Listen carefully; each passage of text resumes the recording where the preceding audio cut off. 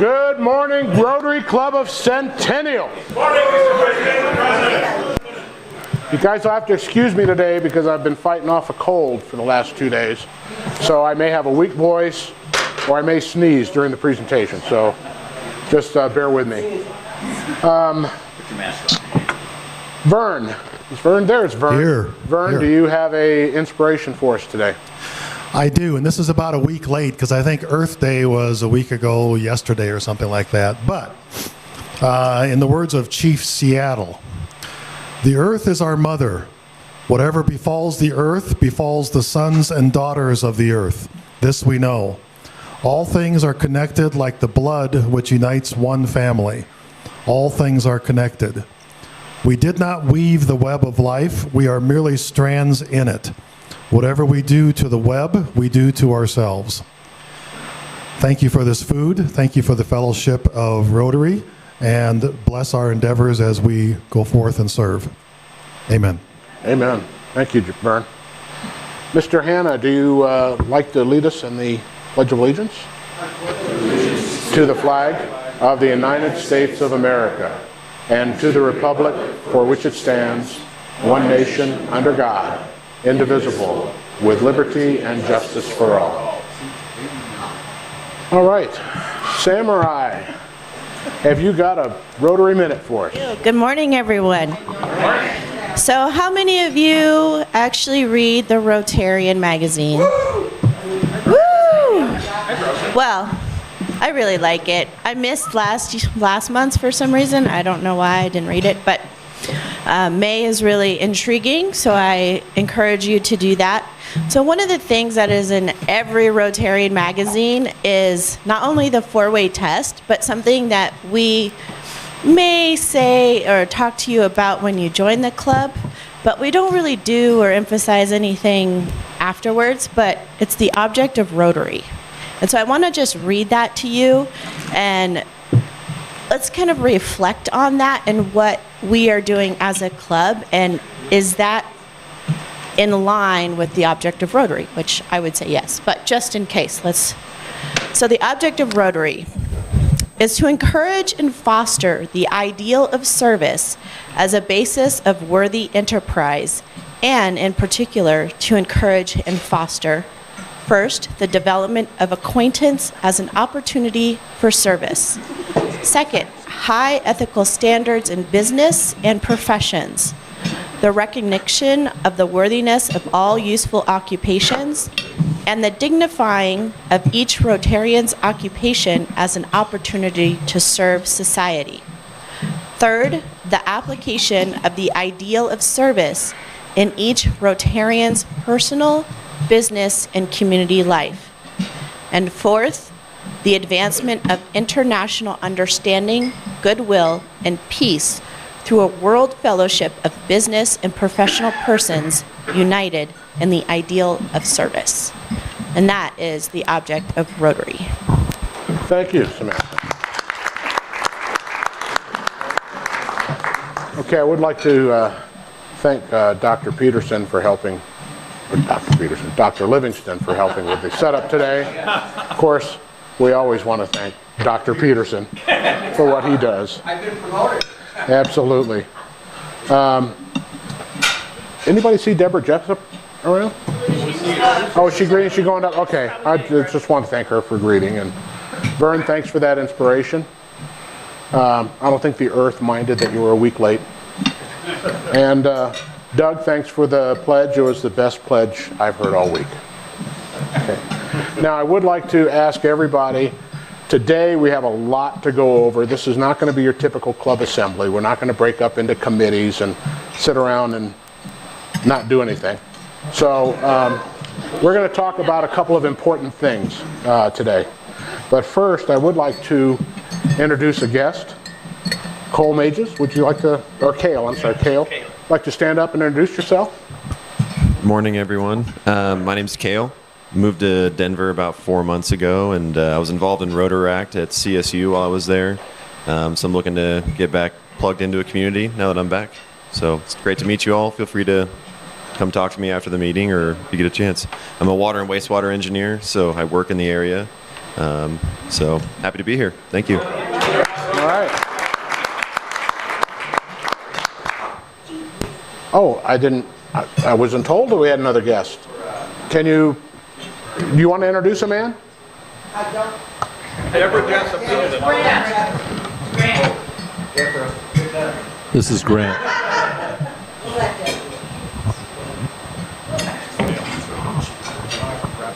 This is Grant Barrett. He used to be with the Aurora Gateway Club, and this is his second visit here, and he's going to join. Welcome, Grant.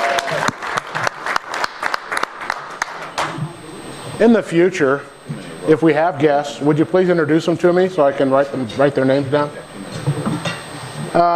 Cheryl Sartain. Where's Cheryl? I know I saw her. There she is. Cheryl has 3 minutes to talk about a project she's working on. Yeah, I'll need a timer though.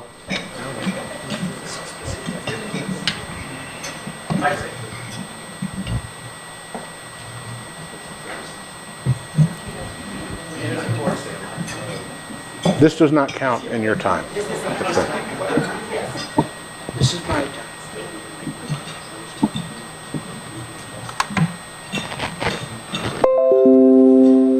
Okay. Good morning. It all started last year in February when three others other than me, I'm sorry, Roxy, John, and Karen went with me and a number of others from the Westerville, Ohio Rotary Club down to Manzanillo, Mexico, where we went to an orphanage to build a very large commercial-grade playground. And while I was there, we met our construction supervisor, Karsten.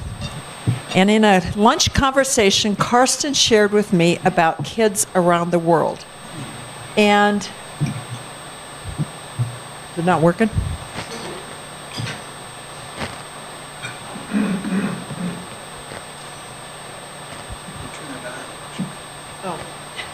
Thank you.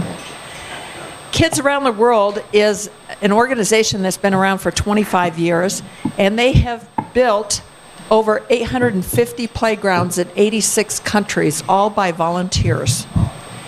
And they also have a literacy program as well as a food distribution program, and they believe they've impacted 3 million children. And it was in this conversation that I found out that Karsten was going to Beirut, Lebanon to build 2 playgrounds, and I said, count me in. And so I went last year to build 2 playgrounds. But let me give you just a brief history of recent history in Lebanon. From 1975 until 1990, they experienced their own civil war, and then when Assad came in, President Assad decided to turn on his own people in Syria. In April of 2011, many Syrians then decided to flee for their lives. Over 13 million Syrians have been displaced, either in their own country or throughout the world. 1.5 million have crossed the border into Lebanon. And this has really impacted the number of refugees in that country. This is the main city, Beirut. In 34 square miles, it's the size of Centennial and Littleton, combined downtown Littleton, and there are approximately 1.6 million people living in the capital. I grew up there, and this is where I get very teary. My parents gave 2 years to work at an orphanage in Mansouriya, which is 6.5 miles from the center of Beirut. And here I am, this little girl. And I went ahead of time so I could visit the orphanage where my parents and I had lived on 2 separate occasions. And I ran into the founder's daughter, Becky, while I was there. She was visiting her son, who is now working at the orphanage full time. It's a long story. But I had no idea, no one at the orphanage had any idea that a playground would be delivered. This is Dar El Awalad, which is the orphanage. They have 22 resident boys ages 4 to 18, but they have seen that their mission needs to reach out beyond just taking in orphan children, and they have now started a school which they are teaching in both Arabic and English. They have 218 students at 2 different campuses. So I mentioned a playground arrived the day I was there. They didn't know it, I didn't know it. I actually texted my team leader who I'd never met and said, "Are we building here?" And he says, "What are you doing there?" And I said, "Well, I'm visiting because I grew up here," and he had no idea. Here's the playground, and this is where we will be building it in October this year. I've been asked to bring a team back, and those are the costs: $11,000 to refurbish and take a playground out of a city here in the United States, refurbish it, and all new parts, and then it costs about $4,000 to send it over. They dipped, kids around the world dipped into the reserve so they could send it over with the shipment of the other 2 playgrounds, and then $1,000 for local labor and concrete to be brought in. So it's a total cost of $16,000, and I am so grateful that our club has been willing to sponsor $3,000 to purchase the playground. And Actually, it goes up to 5,000. it goes up if to you need it. 5, which my goal is to have other Rotary clubs get involved in this too. So I am looking for those who would like to join me in going this October. October 16th to the 28th. I'm saying the 15th to the 30th because there is travel time in there. Thank you. Thank you, Cheryl.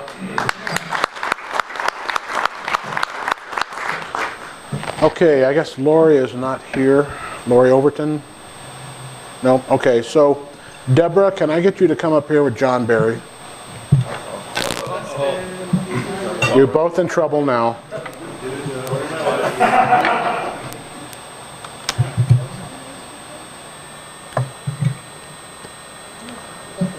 Okay, so on behalf of the Rotary Club of Centennial, we'd like to take your red badge away from you and give you your blue badge. Aren't we supposed to spell this right? Goes for auction, I think.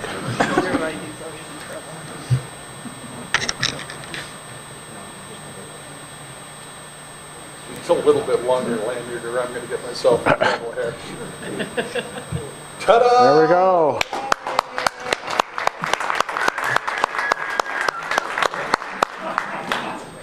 Congratulations. John, bring me the... Okay, I do want to let you guys know that we had a meeting yesterday. Eric Nielsen and his wife Sarah, Gordon, Deborah, and the folks from Spice Trade Brewing Company, who are going to be our new beer suppliers for fundraising this year. They're out of Old Town Arvada, but they're actually opening a new location at Yosemite and Quebec, I believe, in September. They're doubling the size of their production. They're still a small brewery company, but we're getting close to the same service as we would from, or as we used to get from Dry Dock. So it's really a pretty good deal for us. It's a great deal for them. They're excited about promoting their company within this general area, and we're just thrilled to have them as a supplier. So that's all done, and that's all Eric Nielsen. You know, I'm sorry that he's not going to be able to handle all the beer sales this year because he did such a good job last year, but he is being deployed. So Sarah's pitching in, and Gordon and Deborah have agreed to help out throughout the summer. So let's give a big hand. And Deborah, I'll call you back up here again, but with something else. Yes. Give her a microphone so she can speak. Somebody give her a microphone.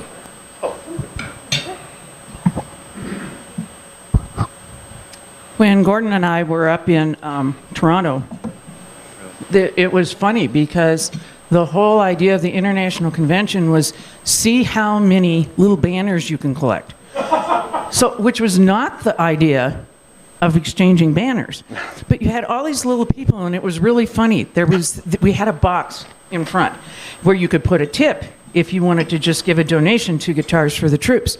And here comes this little Oriental man, and he's just very fastidious, and he's got his suit jacket on and everything, and he wanted one of the banners that we had. Well, we decided that the night before that somebody stole one. So Gordon attached it to the box.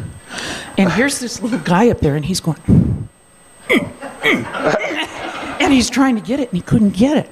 And he just finally turns around, just like that, goes back, sits down, and puts his banner back in his briefcase and marches on. Never said a word to us the whole time. And we're just sitting there watching him. But in any event, here I would like to present the Centennial Club with this banner. All right. Which is from the Philippines. Yeah, Baguio is actually on the northern large island of the Philippines and used to be right outside Clark Air Force Base. I know this because I spent a lot of time at Clark Air Force Base in the Philippines. So if you give this to John Peterson, he will make sure we get it on our thoughts. Thank you very much, Deborah.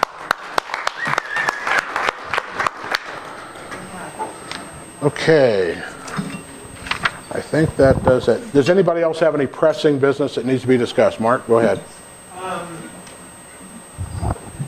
The global grant, Carolyn Schrader, who is the district grant committee guru, she gave it the gold star, said it was very good. Quote, very good application. So we've sent it through, and it's getting all the authorizations right now. Once 8 people sign on to it from Puerto Rico to Colorado, 3 more. It will go to Chicago.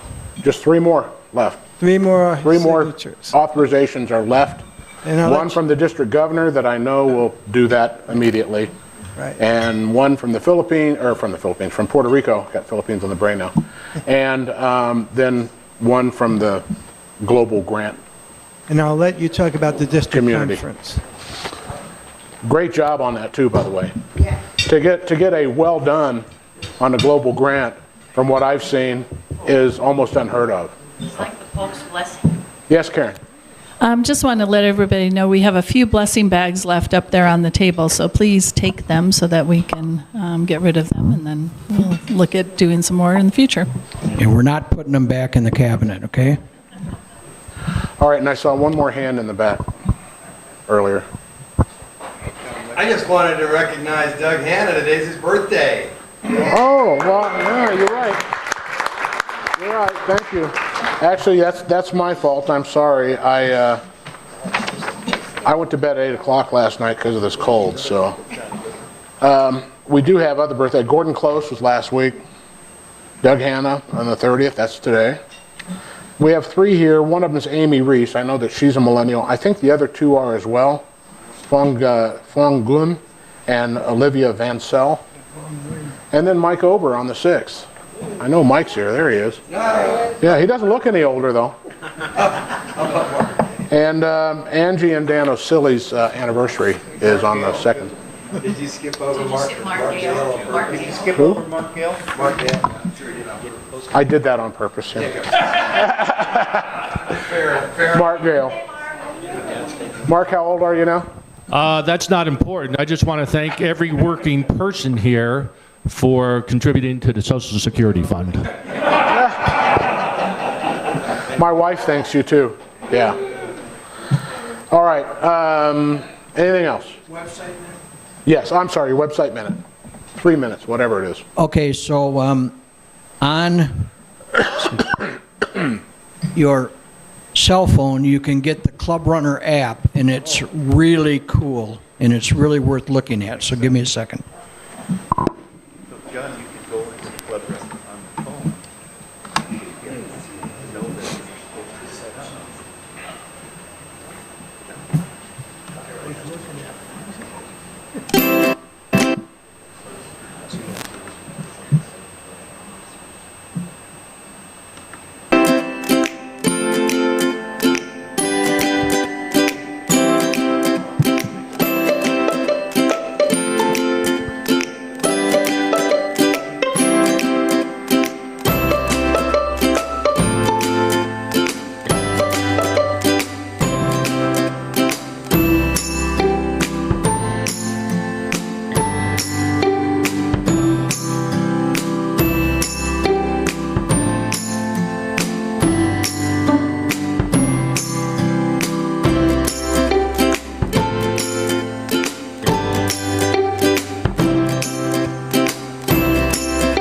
can also review who's the setup person in the morning.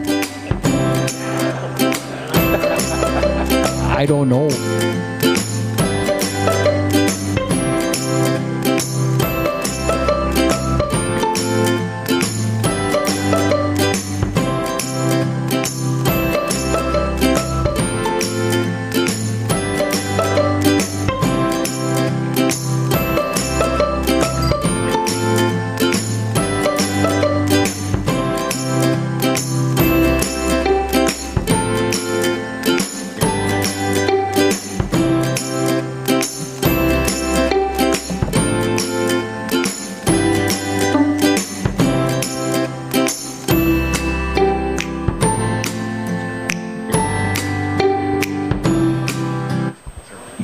Okay, so in order to get that, you just have to go to your app store, either Android or Apple, and download it. It's free.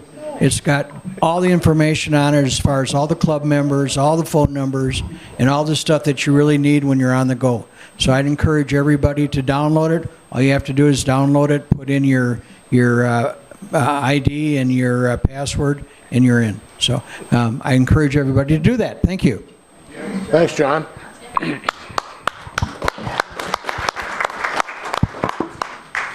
Okay, yeah, go ahead.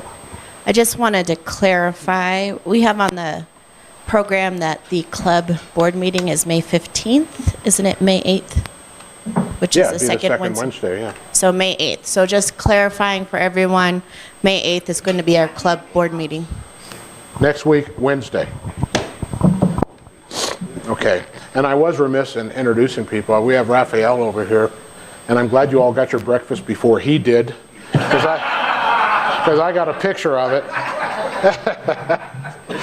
Thanks for coming, Raphael. Appreciate it. All right, travel gifts.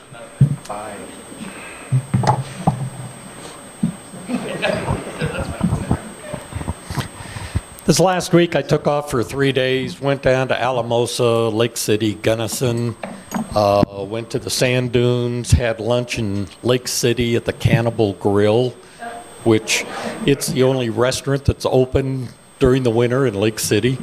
Fabulous food, really great, nice, relaxing. But at the sand dunes, I picked up this book that I found looks fairly interesting, Messages in Stone. And it's Colorado's Colorful Geology, put out by the Colorado Geological Society. All right. Fabulous photographs in it. Well, thank you. Do we have any other travel gifts? Yes, ma'am, Diana.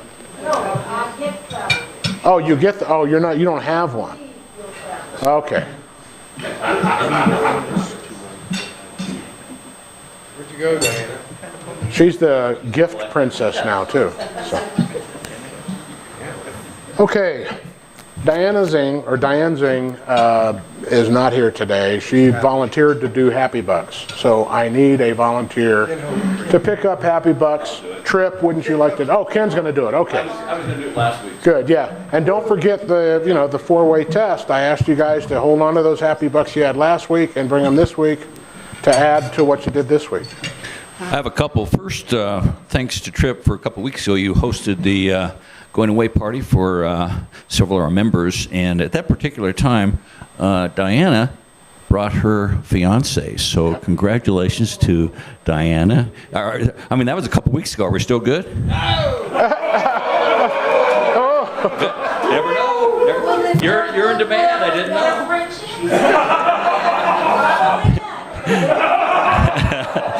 Second Happy Buck is to Roxy Hahn, who was acknowledged in the district conference for all her work done for the Rotary Youth Exchange. So congratulations, Roxy. All right, I'll start here. David's got one, or two, or several. Stand up, Dave. Actually, David has six. Six. All right. In honor of our 6th grandchild who was born on Saturday. All right, good man, good man. Big John. First happy buck is for Paul Horiuchi. He'll be back next week, finally, so we got him back. And the second one is a happy buck thank you to my wife. I left the house this morning without the batteries for the microphones, and she was kind enough to get up and run them up here to me. So thank you to my wife, yes. Charlie. No, you don't need I don't have that much. I'll give you when I get some more money, but give me the 20, and I'll get you change in a minute. You better not come back without it. We're glad we Can I say something? Oh, How many you giving here, Charlie? 5. 5. Okay, so I owe you 10. Yes. You are a lawyer. Encourage you all to donate. Cheryl, is Lebanon nothing today? I don't have the. Who's got the? I'll use. Okay. Well, I was gonna. All right. Okay. No money. All right. Kale, CSU Ram. You know you got a lot of friends here. I'll let you know that. Got a lot of CSU people. Right. Okay. We'll let you start. I'm gonna. I have 2, so I need 3 back. Oh, you want? The first one is for our guests. Kale, really nice meeting you and talking to you, and hopefully you'll join us. Definitely, we can use a water engineer in the club. So, and the second happy walk is just because it's Tuesday and it's great to be here. All right, Big John. I've got 2. One for Kale, thanks for coming, and second because the Rockies are sucking a lot less lately. So They lost 2 in a row. Hey, give us one for the absent. There we go. All right. I like that euphemism, sucking a lot less. So I have one, and Andres stole my thunder for the playoff teams, the Avs and the Nuggets. Go teams. Yeah. Miss Karen. I have 2. For the great wildlife we have in Colorado, I saw a herd of deer over on, 10 deer over on Bellevue this morning on my way in. And I have a goose living on my patio. She laid eggs in a flower pot, and she's federally protected. I can't remove her until those eggs are hatched. So, gotta love the wildlife. You have something out there, Barb? I have 2. One is for, since we didn't do Happy Bucks last week, Easter weekend, right after tax day. I had all my family over at the house, 16 people and 4 dogs. It was really great. And the second one is we have a new little puppy in my house, which is so cute. What kind? She's a Labradoodle. So I have a dog right now that's about this big, 40 pounds, and she's probably going to be like this one. Make sure you bring her to Tripp's house. Keep you busy here. Miss Jessup, what you got? I've got a happy 5. Number 1, real quick, I am selling Derby Duck tickets.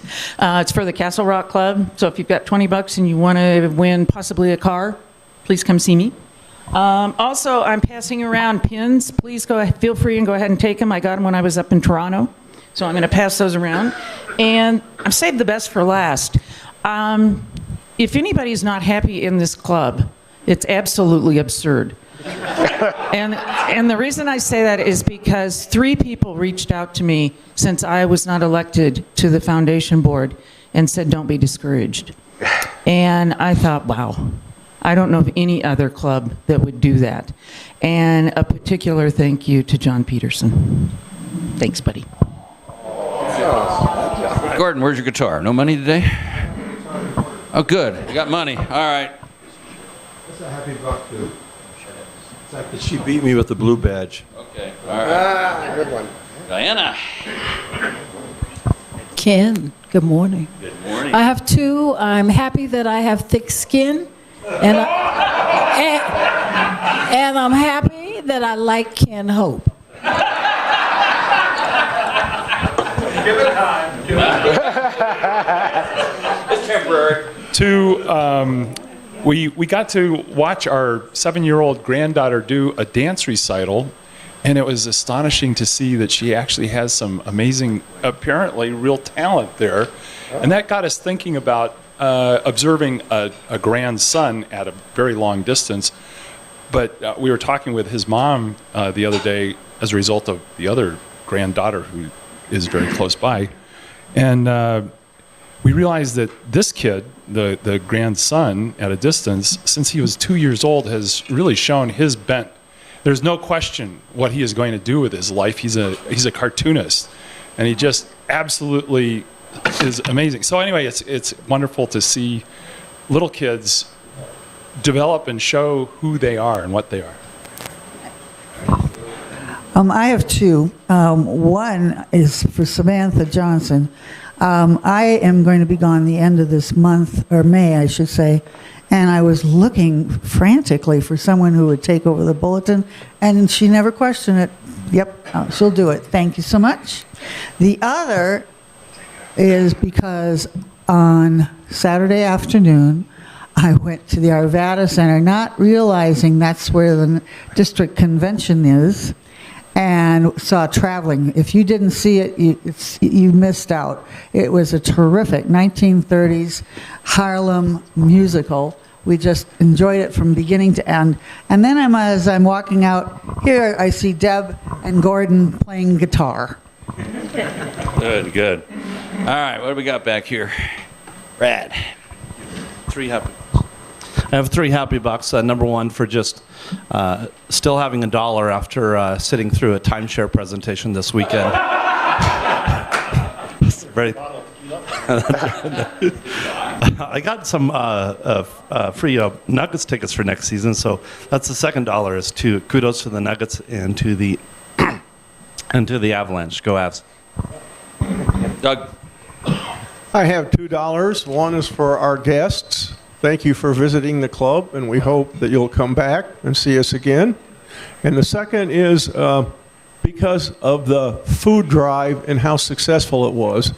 It's refreshing with all the bad news that we're subject to see that there are people who will still give willingly, and it just makes me feel better about human nature to see how generous some people can be.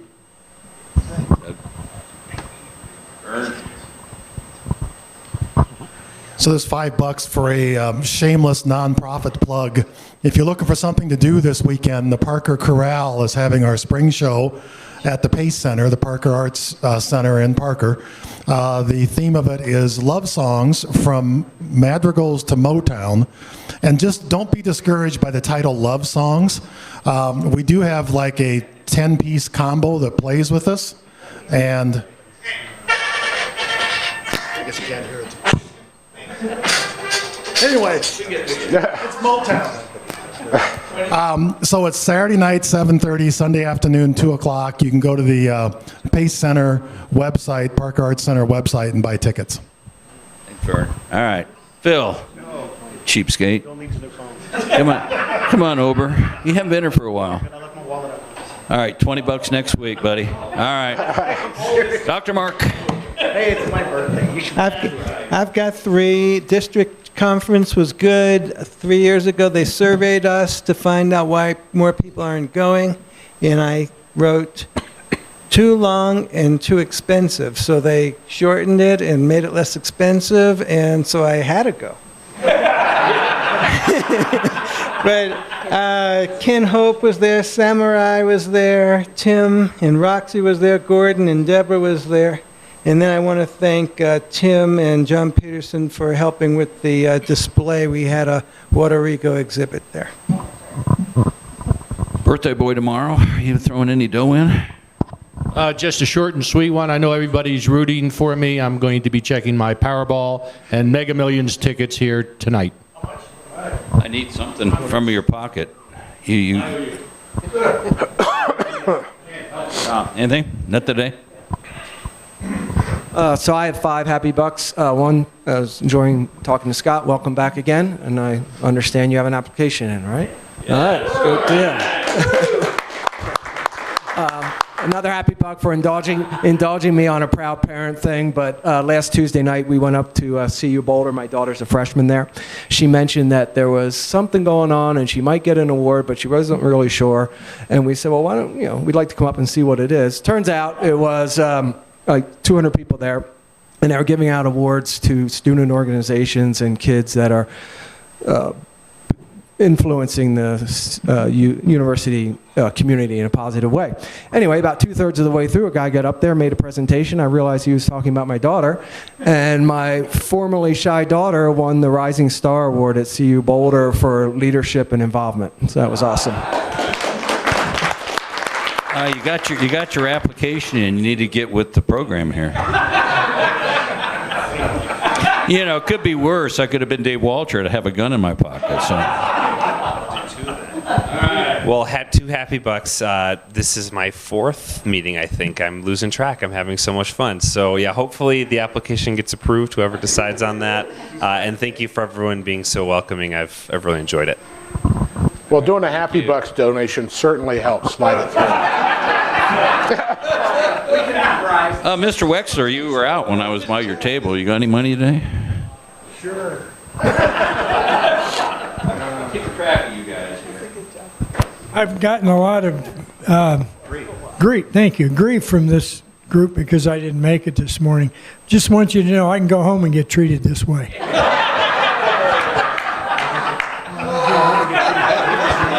We just know you'll stay after school and help pick up. That's all. Thank you. All right, oh, Charlie 10.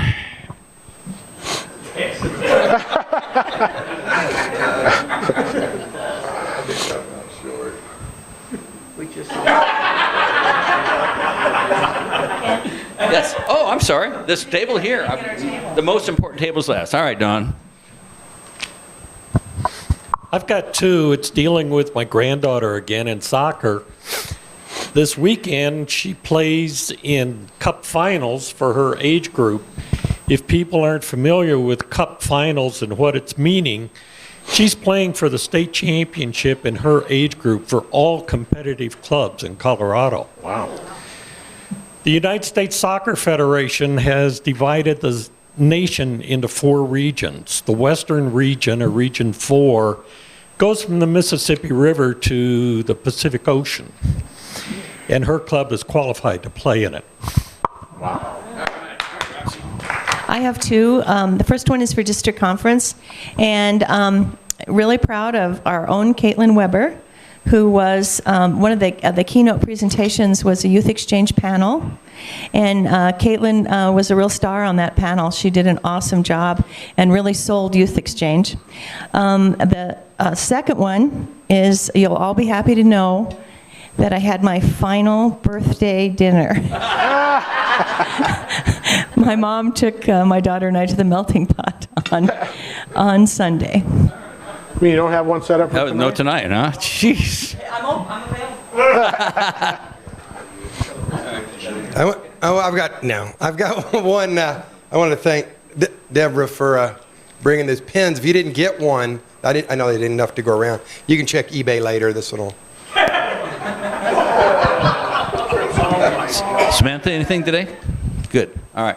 I need a IOU back to Trip. No, I have another one that I forgot about. Okay. So I want everybody to cross their fingers. So you know my son, who's the aerobatic pilot, has been ill, and he's trying to fly again, but he was due for his medical, and they didn't pass him because of the headaches he was having. But I got a notice from the post office that an FAA letter was trying to be delivered, but it needs a signature, so hopefully he's going to come back today because I'm working from home today, and we're hoping that he passed his physical this time and he'll be able to start flying. So everybody cross your fingers and hope that it's good news. Mr. President. Okay, I have 3. He's not in Rotary. One for all of our guests. Thank you very much. The second one was for Caitlin. She really did do a fantastic job up on that stage. She was the star of the show. Absolutely. And then the third is for everyone that came to State of the City. It was a great event. I'm sure we did okay on that. I don't know if you have the numbers yet, Barbara. On State of the City? Okay, but I think it was north of $28,000 raised for the foundation.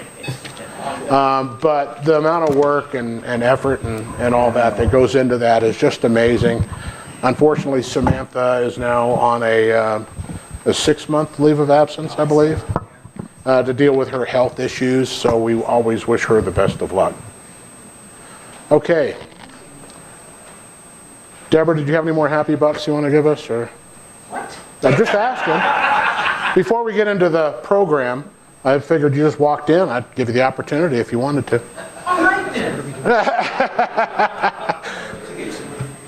I was just joking. I wasn't serious.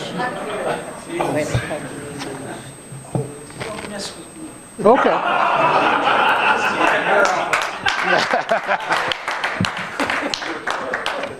Okay, well, with that, well, thank you. Thank you. That's great. And you'll see why that's great in just a few minutes. Okay, so today we're having our club assembly. But we're not going to break up into committees and sit at the table and talk about things. And you know, what I've seen for the past 7 years has been we don't accomplish a whole lot at our club assemblies. But I'll tell you, if you ever come to a board meeting, you'll hear a lot of lively discussion. We discuss a lot of things that are controversial sometimes, a lot of things that are difficult, but we try to attack the problem. Now, I think that there's a couple of things that we need to bring up and open up for discussion with the club to, number one, educate you, let you know what's going on, and number two, to hear your views and to see where we want to go in the future. I know Samantha's very interested in this meeting. Several other club board members are, and I think that you guys will as well. Now, first off, I have a happy buck here for anybody who can tell me when this next picture was taken.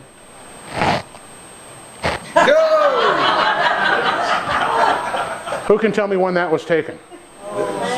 The Philippines. No, that was the first meeting I held as president of this club. And I promise you, Samantha, you won't look like that when you're done. I hope not. I'm already turning white. Just saying. Okay, enough of that. There we go. All right, so the first thing I want to talk about is where our dues go. We pay, what, $245 a quarter, Barbara? Is it $250 a quarter now? Well, it's $235 for dues and $25. Right, $235 for dues, and then we give $25 a quarter to the Rotary Foundation. Okay, so as you can see, the biggest portion of our dues goes to meals. Okay, we have our Rotary dues, then we have our club administration. Now, what is club administration? Club administration is things like training, some of the fees that what we paid for Club Runner, you know, for the website and things like that. There's nobody getting paid by the foundation. Go ahead, I'm sorry, badges, yeah, things like that. Then we have district dues we have to pay. We have supplies, and then education. So education's only 3% of this total, and that is like sending people to the Rotary Leadership Institute. The club pays for that. Sending the president-elect to PETS. Okay, that's president training. Oh, Mark, I thought you were putting your hand up for something. So, you know, our $235 in dues plus our foundation to Rotary, over $1,000 a year. So we've had a lot of people say, you know what, our dues are too high, and that's keeping people from joining. And we've had other people say, well, you know, is that true? You know, if you don't have skin in the game, then are you really going to be a participating member? You know, if it's the difference between $1,000 a year and $800 a year, does that make a difference? Well, I think it does, to a point. And we've gone the route. Last year, we tried to find a different venue, something that would save us money, that would be centrally located. And I got to tell you, we could not find anything that tops the Embassy Suites as far as what we do for a monthly meeting, or a weekly meeting, I'm sorry. So what do we do to try and do a couple of things? Number one, what do we do to make membership more affordable? Number one, that's always a nice thing to do. Secondly, what do we do to help pay for more participation in district events and education? Because this last district assembly was $125 a head. Now it's like half of what it was before, even more than that. But it's still $125 a head. So, you know, in Rotary, you always end up, you know, you're always getting asked to put a little money in here, put a little money in there, and pretty soon it adds up into real money. So we've thought about a lot of different methods to save some money. And the biggest area that we have to save money is in meals. So one of the things that we talked about was that perhaps we only meet here in this room and have breakfast 3 times a month. We take 1 week out of a month. 1 month will be 5, obviously, because of the long months. But we take 1 day a month, and that is either an off day, or you can get together as a committee and work on club business or whatever. And then once a quarter, that day would be a chat day. So you always know what day chat's going to be. You have 3 months to prepare. You know where you're going to meet, and you get together in your chat groups and encourage fellowship that way. Just now, I'm not the CPA in the group, but what I came up with is we had an average of 60 members in this main club. Okay? We could save about $9,000 a year. Now, I'm not proposing that we give all that back as membership reduction. But let's say we gave back about half. That could lower dues, including our Rotary International donation, to close to $800 a year. That's the impact of not having a meeting in this room for 12 times a year. Now we could take another $3,000 and add that to the training budget. So instead of having 4 or 5 people at the district assembly, we could have 10 or 12. It also would allow us to maybe take about $3,000 and apply it towards travel to some of these great projects that we're working on, so it's not such a hardship on membership. Help pay for airfare or for lodging or whatever, because there's certain rules that we have to abide by in the foundation that prohibit some of that. So I just really want to take your pulse, because to me, having 1 meeting a month, or eliminating 1 meeting a month in this building and using that for either committee membership work, or working on grants, or working on another project, would not only free up money, but I think make us a more effective club. This is not a new idea. There's several clubs. Ken, you can probably talk to that. Why don't you go ahead and just talk to that for a minute? Well, in our district, we have 4 other clubs, and 3 of those clubs have an off day every month. Inglewood does it primarily for financial reasons. Some clubs do it to avoid Rotary burnout, but they do have usually 1 dark day per month. 3 of the clubs do that. The district is pretty flexible in terms of what we can do what we want to do. Yeah. So there's no requirement that you meet every week. So it's certainly up to the membership to decide what they want to do. Again, a lot of other clubs do the same thing. Sometimes they don't meet at all. Inglewood sometimes usually meets in the evening for optional cocktail party or light hors d'oeuvres and things of that nature, and everybody just pays out of their own pockets. So it's certainly something that the other clubs are doing within our area. Any other comments? Yes. So Tim and I and the board have been looking at this for a while, trying to come up with some ideas, and Barb was kind enough to send me kind of the budget and everything from last year. I just want to put some numbers up here for you guys because I don't know, percentage doesn't really work for me too well. Last year we spent over $38,000 in meals. And really, when we're about service, I think that money could definitely be used better. And yes, it may mean changing some things in the club, finding ways to just do things a little differently, but I think the impact could be really good if we find a way that works for, the majority of everyone. So just wanted to put that up so you guys know a number.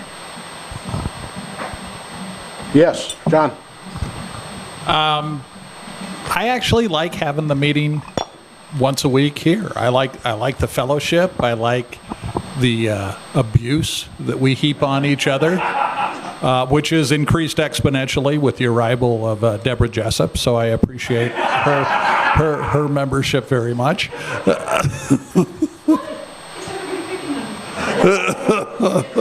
It's your day.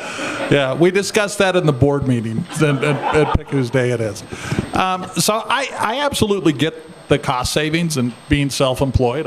I love paying less, but I also feel there's a benefit to the meeting and the fellowship that we have once a week. So I absolutely agree with that, John. I enjoy every Tuesday as well, but what's that they say? You can always disregard everything they said prior to the but. We do have fiscal limitations, and we have never found any place better than this. I mean, where else can you go that they get you set up? You get a private room sometimes. Yeah, we do have to put up with that every once in a while, but this is a great venue. So, yes, Mark. The meals, which are 64% of the budget, how do we pay this? If we have 60 members in the club, for instance, do we pay 60, whatever the fee is from the hotel, times 60, or do they take a head count? They take a head count of who's ever here. So in other words, more money is going into the discretionary funds, and we're not paying 64% of the. So you're absolutely right. That also pays for our guests that come in. But also some of our other things. Yes. So it's really not 64% going towards meals. It is, but it's not. It is. Yeah, that's the actual number. Oh, it is. Yeah, that's the actual number. Oh, okay. Got it. Yes, Andres.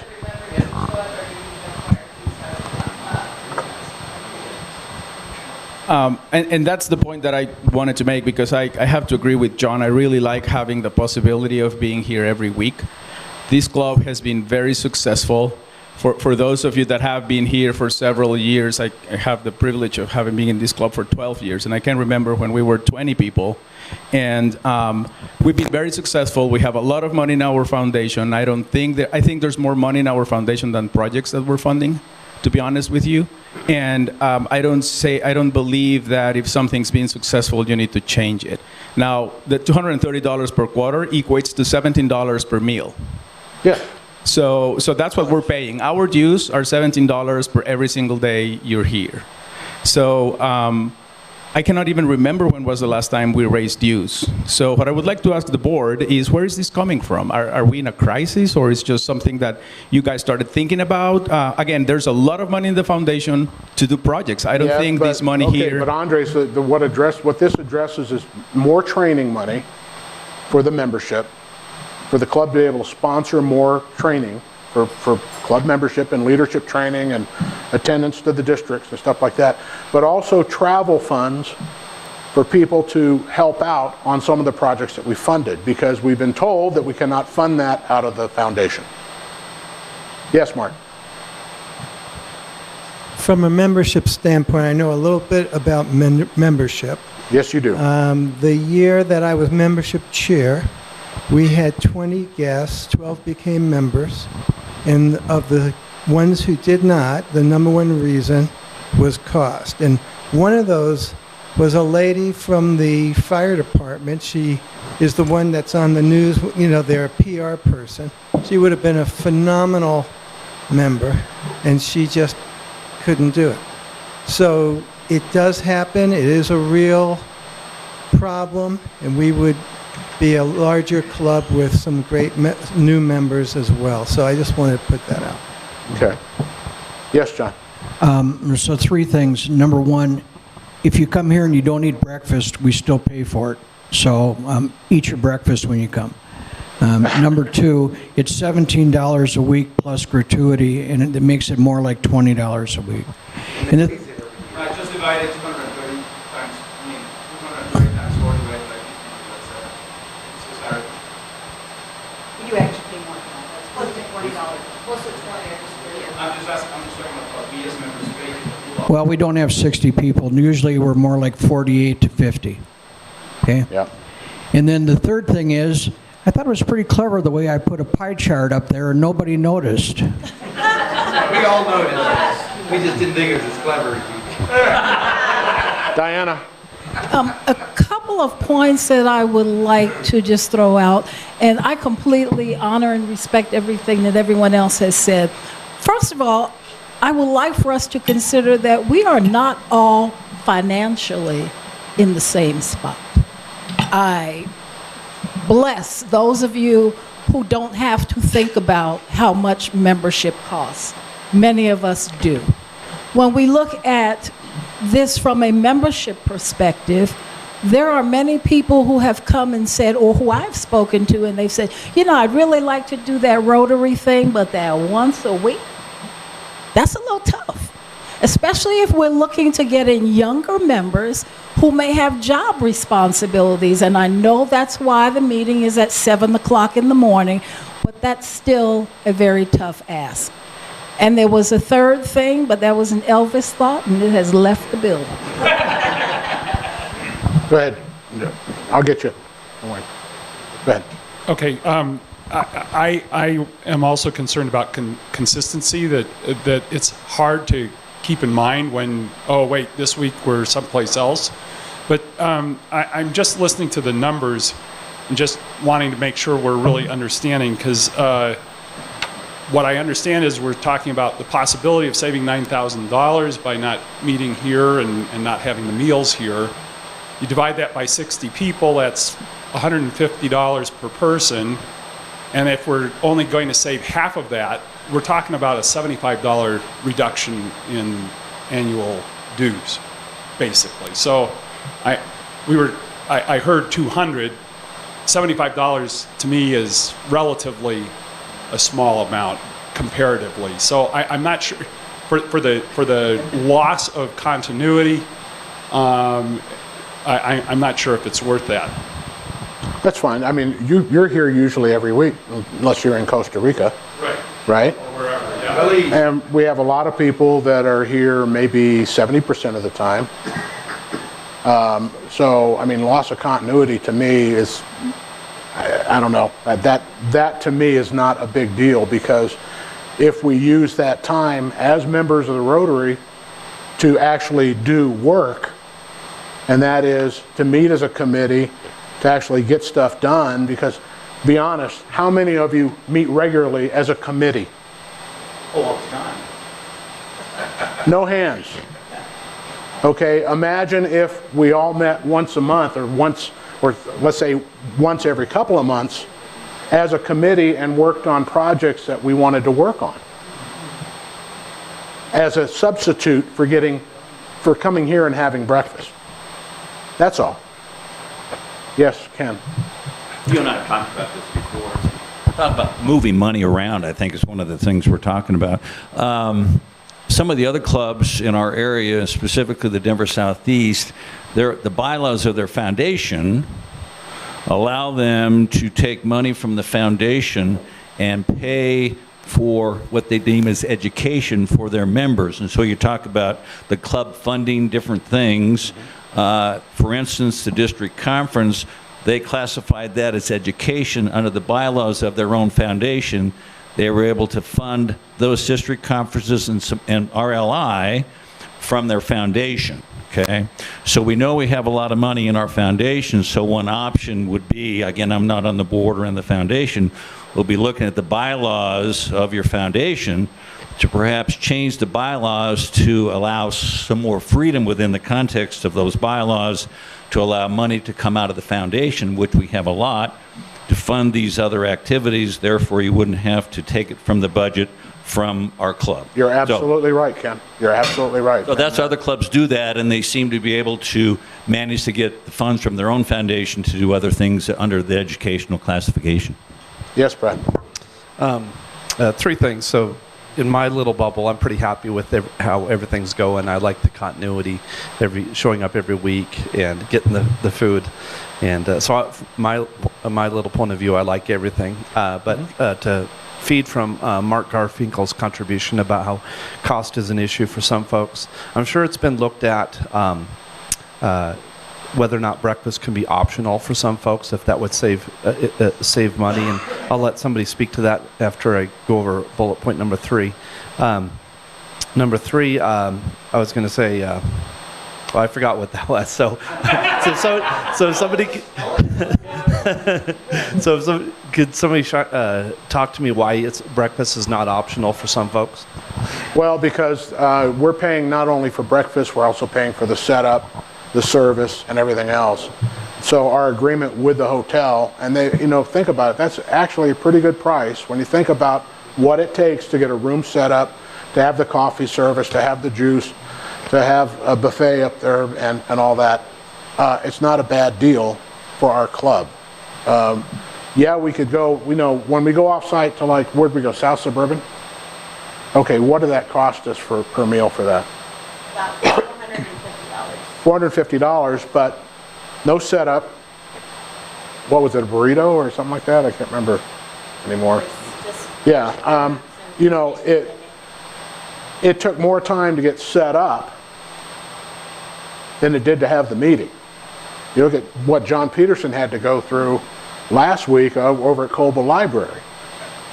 I mean, here we have everything. They let us store our stuff here.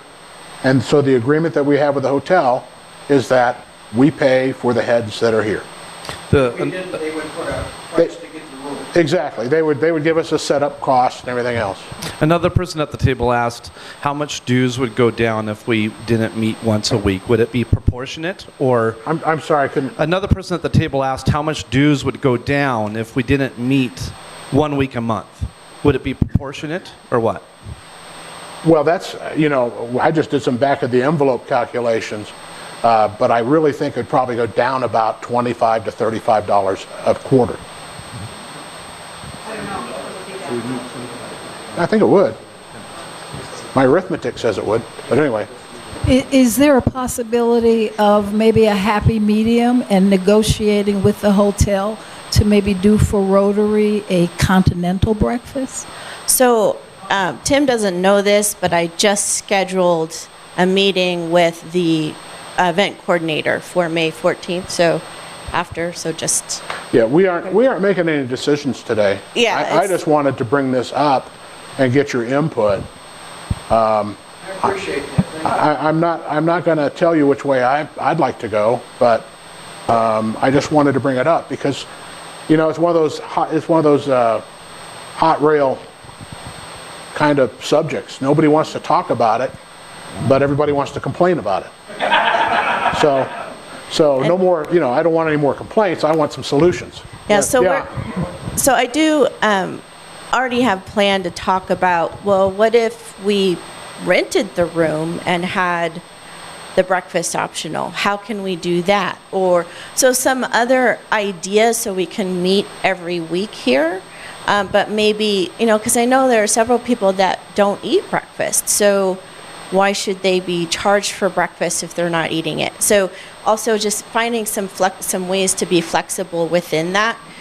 So that's kind of the goal, is just to figure out something that works a little better for everybody and has a little bit more flexibility. Okay, I've got time for 2 more questions and we have to move on. Go ahead, Cheryl. I really like the continuity by meeting here on a regular basis. I do like your idea of once a month, or maybe the 5th Tuesday of the month, that we do a whenever there's a fifth Tuesday, which I believe is 4 or 5 times a year, that maybe becomes our committee meetings or something like that. But, you know, when we advertise Rotary and our meetings to the public, I think it's important that they know we have consistency, we have the same location each time. That's a valid point. And I think the other thing, I was going to go your route.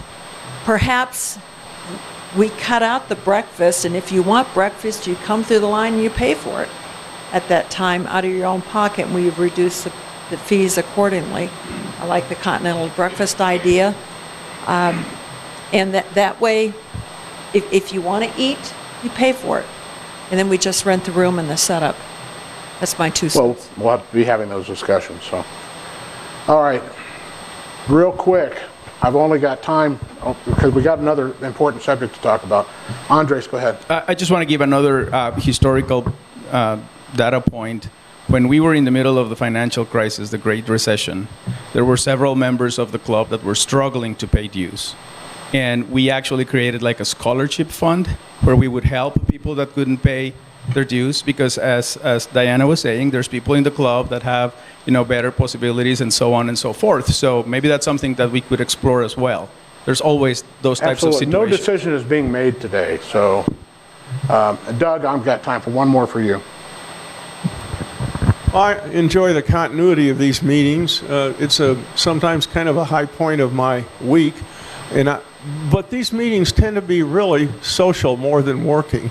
So I would be in favor of anything that cuts a week out where the committees or people could really get together and get some work done. The committees all seem kind of loosey-goosey, and they seem to work, but I think it might be more effective if the committees could get together once a month and talk about what they could do that would be better for us and for our society. Okay, great. Thanks, Doug. And, you know, this is really going to affect Samantha's year more than it affects mine.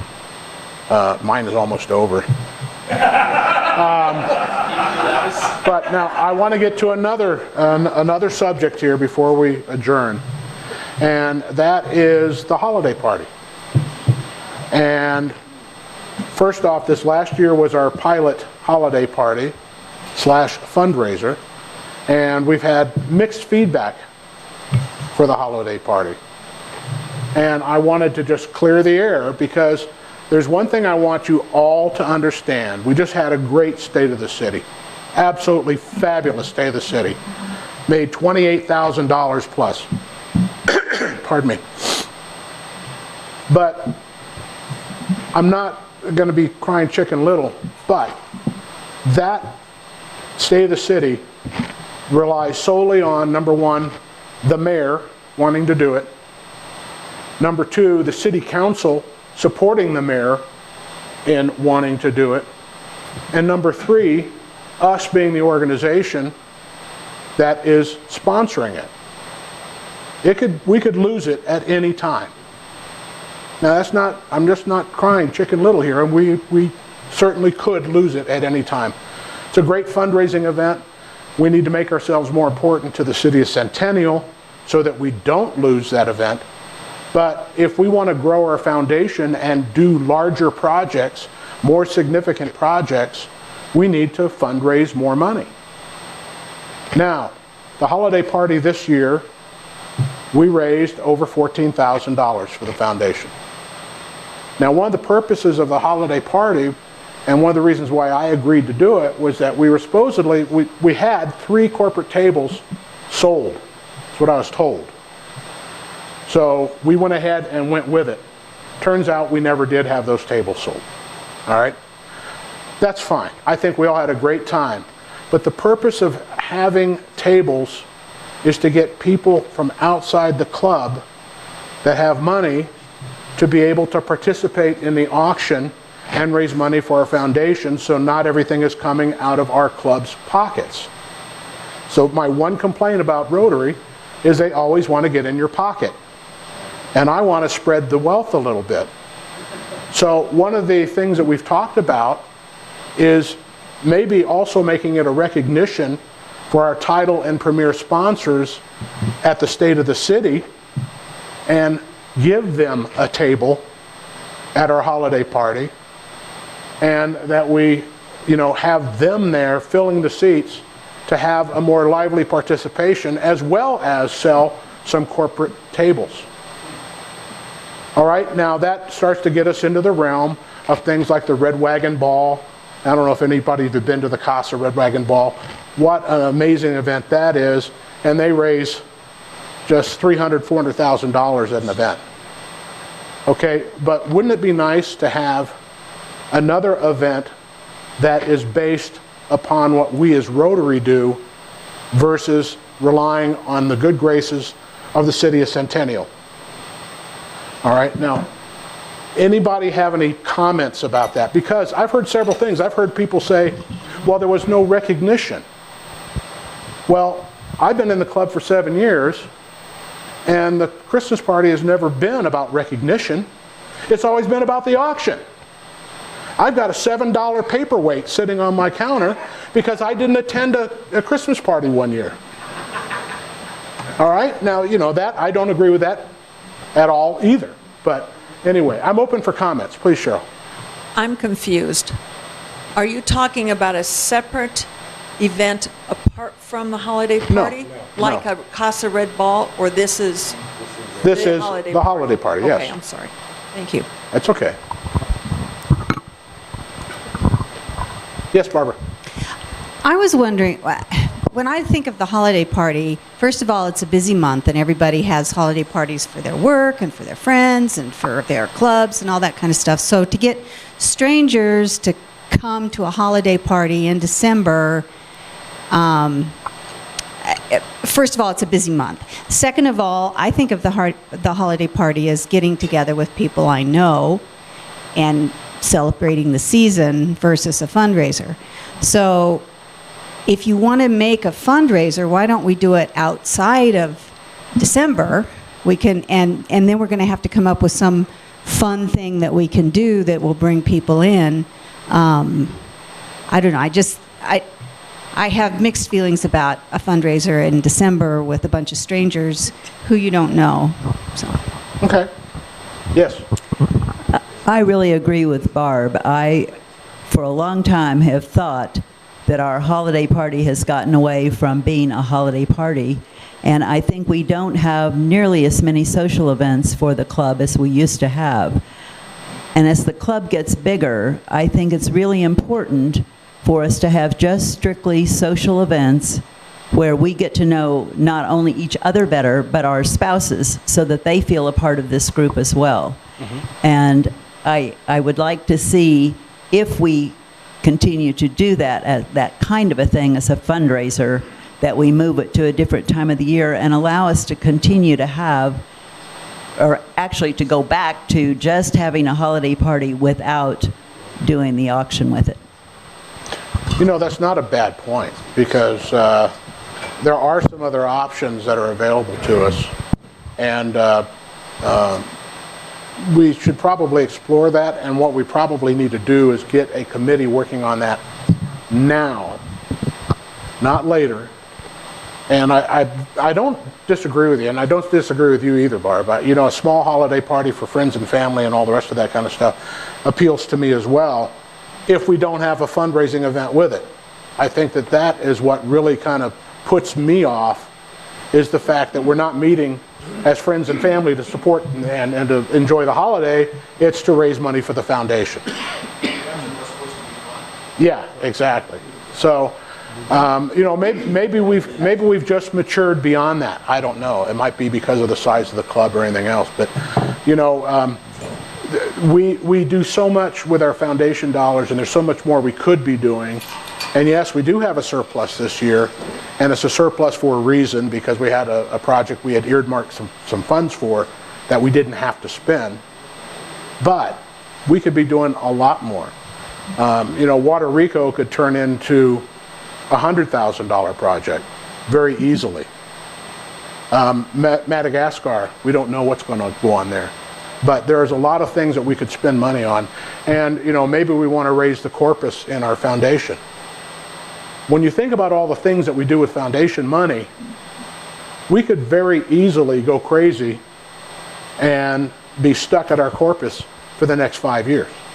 Our corpus is $100,000. That's the amount, the base amount that we have in case we didn't bring any funds in. It's supposed to last us for like 3 years, right? Is that right, Andres? Okay. Yes, Ken? One thought, back on the meals. One thought.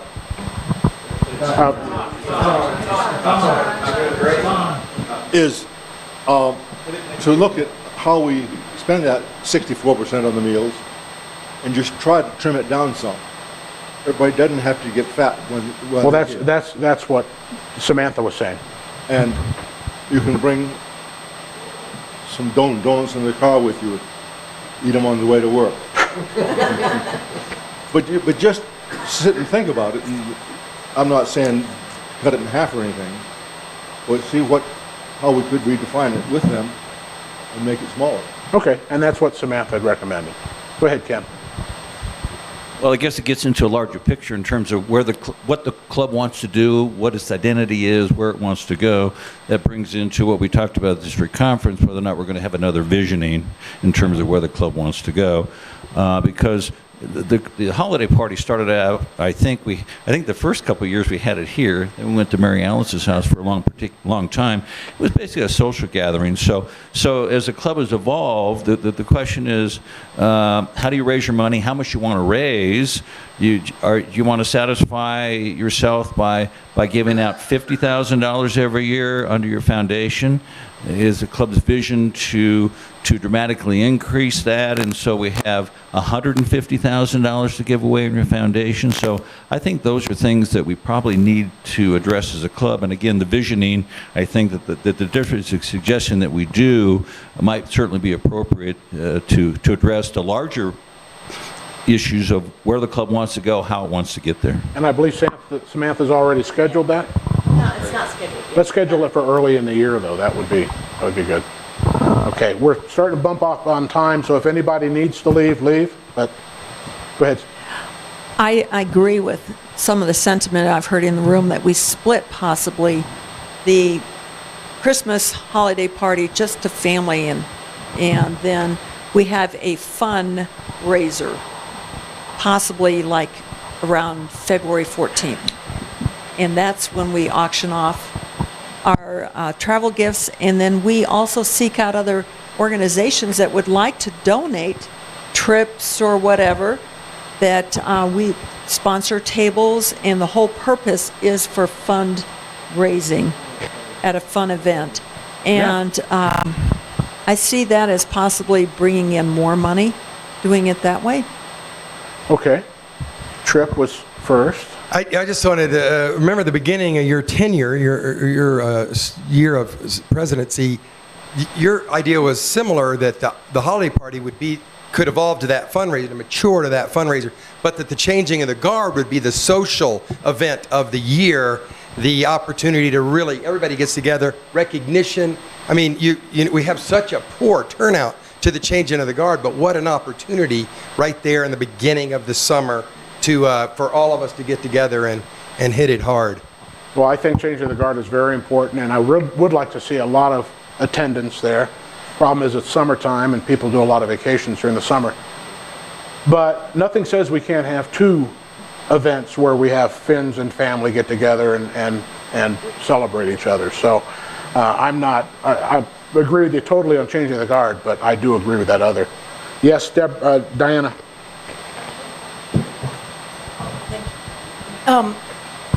As a former fundraiser for 20 years, I would just like to remind everyone that fundraising or events are the most expensive way and time-consuming way that you can raise money. And if you put a dollar amount to the amount of time that we as club members would spend on an event, including soft costs, we would probably lose money.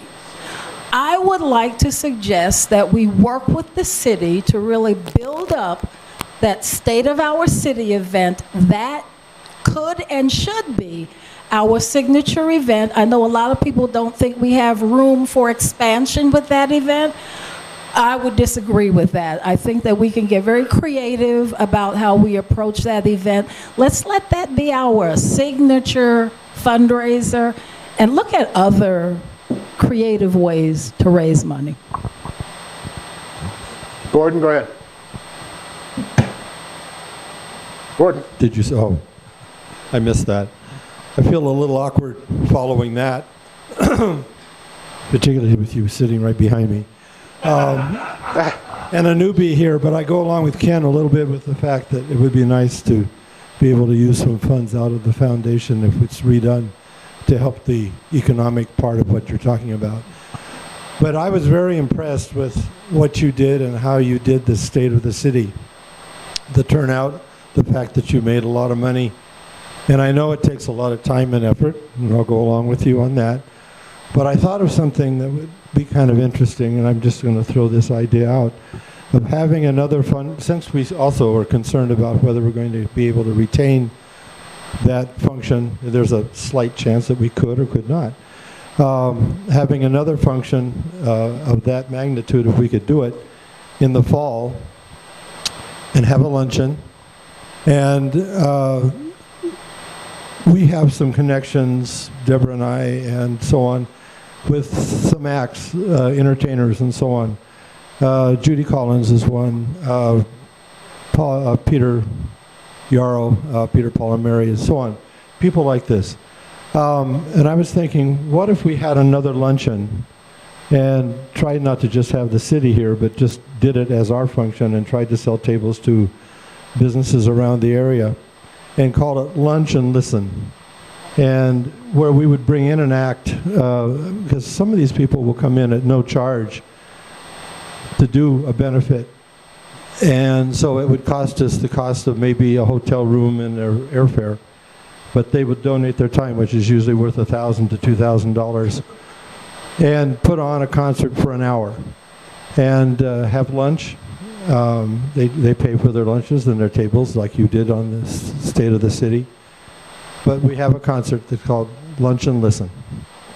And it becomes another major fundraiser that we could do every year and be independent with how we use the funds, be independent on how we're not beholden to anybody, in essence. And it's just a thought. Okay, Mr. Peterson. I'd like to thank you for doing this discussion. It was very well done. And the other thing, though, is I've been to a lot of Rotary clubs, and from what I understand, the tradition of Rotary is to have a meal. So I just think that that needs to be said in light of everything that we're talking about. Yes, sir. I just wanted to comment, in my classification spiel, I mentioned that I didn't join years ago because of the cost. And I think for younger members, it is an issue. I would think you might be able to negotiate with the hotel that there's a minimum number of people paying for breakfast, and maybe people could make a one-year commitment that, yes, I would like to be on the breakfast plan for the meeting, and we get enough people, that should be enough to make the hotel happy. And then for other people, they don't have to participate in the breakfast, or they could upgrade the following year or something like that. But for a new member to be hit with that right off the bat is a lot, and it's a problem. I think a bit of a challenge. And as far as the auction holiday party, I thought it was great, but years ago I would have felt a little uncomfortable going to the party and then essentially being expected to bid on things and spend more money. So maybe if you do separate them, or just make it easier for younger members. You know, they have young families, they don't have as much money perhaps, or anyone, so that there's flexibility. All right, well look, I appreciate that. We're like way over time here, and well, I didn't get to the third point I did want to cover. Just put it in your minds though. This is the money that we raise for in our beer fundraising events. And I know we've talked about it at the board meeting, but perhaps there's a way we could use that to fund travel and training, to take that out of the pie. So we'll be talking about this some more next week. If you want to put your 2 cents worth in, meet at Cottrell's Printing, 7 a.m. on Wednesday next week. And this is going to be on the agenda. Okay? So with that, would you please rise and join me in the thing? Oh, yes, wait, the drawing. We have to have the drawing. And let's have our guest right over here from Aurora. come up here. Grant. Grant, you get to come over here and you get to choose the winning ticket. No, he gets to choose the winning ticket. Ticket first. The ticket first. Okay, I'm Okay, all right. Okay.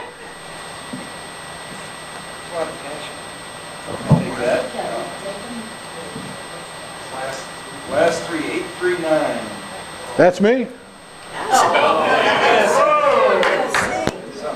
All right, Grant. I'll give you the 20 next week. I got